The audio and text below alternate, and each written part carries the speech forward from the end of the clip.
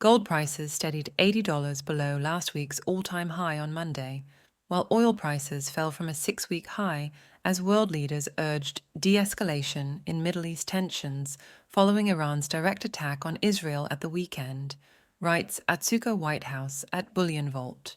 Having fixed at $2,401 per troy on Friday afternoon in London's bullion market and then peaked $30 higher before dropping $100, spot gold in US dollar terms rebounded 1.2% at the start of Asian trade Monday before retracing half that rally around $2,350. Wholesale bullion in the spot market also rallied after Friday's late drop from UK pounds and euro gold price all-time records, trading at £1,890 and €2,214, having fixed just before the weekend at £1,929 and €2,257, respectively. Oil prices popped, but quickly lost the earlier gain, with Brent crude down 0.7% and US West Texas Intermediate off nearly 0.8% on Monday after both reached a 6-month high last Friday. An attack was largely priced in over the days leading up to it, says Warren Patterson, head of commodities strategy at ING, of today's falling oil prices this morning.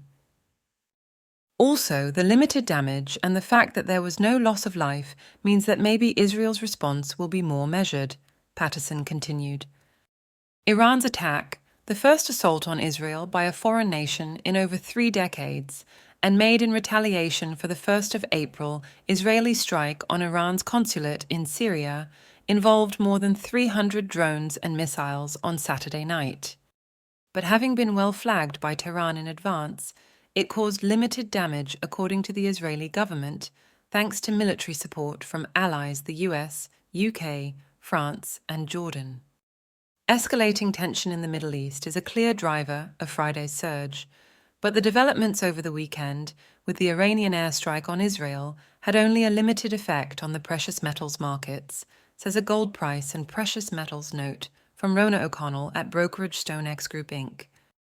This is in part because the metals were already well overbought, partly because geopolitics have been driving the move anyway, and partly because the intense diplomatic maneuvering is giving rise to hope that the situation can be contained. United Nations Secretary-General Antonio Guterres condemned Iran's attack at an emergency meeting of the UN Security Council on Sunday, but joined US President Biden and fellow Israel allies, the UK and France, in calling not to further escalate tensions with reprisals against Iran. Following Tehran's attack, the Iranian mission to the UN said the matter can be deemed concluded, but warned it will strike again with greater force if Israel or the US retaliate. The US will continue to help Israel defend itself but does not want war, said John Kirby, the White House's top national security spokesperson, on Sunday. The dollar index, a measure of the US currency's value versus its major peers, held steady at 5-month highs after recording a weekly gain of 1.7%, its biggest since September 2022. 10-year US Treasury bond yields, a benchmark rate for government, as well as many finance and commercial borrowing costs, meantime edged higher to 4.60% per annum, the highest level since mid-November. European shares inched up while US equities futures signaled a rebound from Friday's fall. The price of silver, which finds nearly 60% of its annual demand from industrial uses, rose 1.8% from Friday's close to $28.58 per ounce, after touching a 3-year high of $29.79 in the last session. Aluminium climbed as much as 9.4% on the London Metal Exchange, while nickel rose 2.7%, and copper edged up to fresh 2-year highs after the UK and US introduced sanctions effectively banning new supplies from major miner Russia over Moscow's continued invasion of and assault on Ukraine.